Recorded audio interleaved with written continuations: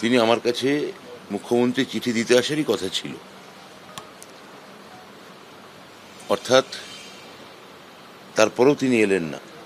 মানে আমার একটা লোককবিতার পংক্তি মনে পড়ছে, লোকগানের, তুমি সর্প হয়ে দংশন করো, ওঝা হয়ে ঝাড়ো। মুখ্যমন্ত্রীর কাছে উনিই বলেছিলেন আসবেন, মুখ্যমন্ত্রীকে চিঠি দেবেন আমার মাধ্যমে, মুখ্যমন্ত্রীর কাছে এটার একটা বিচার চাইবেন। তারপর উনি ব্যাক আউট করলেন, এবং এই যুক্তিটা কোনো যুক্তি হতে পারে না যে যুক্তি উনি বলছেন। শিক্ষা দপ্তর পুলিশ প্রশাসনের সঙ্গে কোনোভাবে যুক্ত নয়। ফলে উনি আমার সঙ্গে দেখা করে, এবং ওনারই দেওয়া সময়, আমি সেই সময় বসেছিলাম, তো উনি এলেন না। ওনার এটা ব্যাপার, উনি দলীয়ভাবে কোনো বিপদে পড়লেন কি না, দলীয় কোনো প্রতিবন্ধকতা তৈরি হলো কি না, দল ওকে বারণ করলো কি না, পরে এই ক্ষেত্রে ওনার কোনো অসুবিধা হবে কিনা এটা উনিই বলতে পারবেন।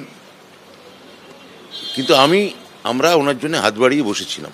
আমরা রাজনীতির ঊর্ধ্বে উঠে একটা ভদ্রলোকোচিত ভদ্রজনোচিত আচরণ চাইছিলাম রাজ্য সরকারের কাছ থেকে, যাতে আমি শিক্ষামন্ত্রীর সঙ্গে যোগাযোগ করে কালকে একটি টিভি চ্যানেলে যেরকম প্রস্তাব হয়েছিল গিয়ে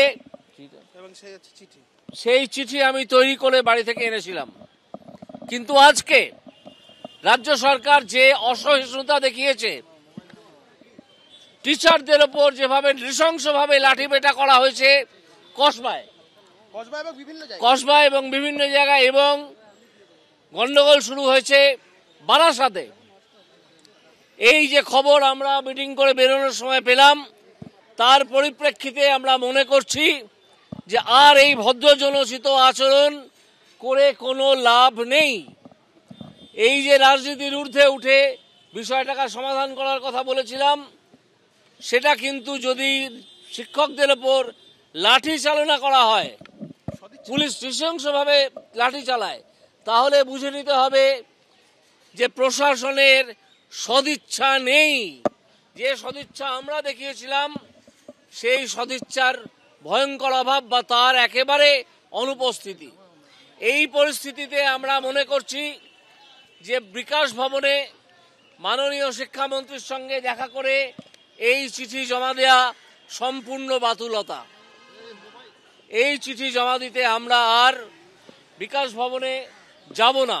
এক জায়গায় সরকারি যে সম্পত্তি আছে এটা ডিস্ট্রয় করারও চেষ্টা হয়েছে। আমাদের সিনিয়র সার্জেন্টও খুব সিরিয়াসলি ইনজার্ডও হয়েছেন। এর মধ্যে কিছুটা অ্যাকশন যেটা নেওয়া হয়েছে যাতে আর ল অ্যান্ড অর্ডার পরিস্থিতি খারাপ না হয়, এটাও পুলিশ বাধ্য হয়ে অনেক পারসুয়েশন, অনেক রিকোয়েস্ট করার পরে একটা পরিস্থিতিকে সামলানো হয়েছে। তো এটা কোনোভাবে বাঞ্ছনীয় নেই। শিক্ষক শিক্ষিকা পড়াশোনার সঙ্গে যুক্ত থাকেন, ওরা ছাত্রছাত্রীদের ভবিষ্যৎ গড়ে তোলার জন্য সমাজের মধ্যে একটা বিশেষ ভূমিকা ওদের থাকে।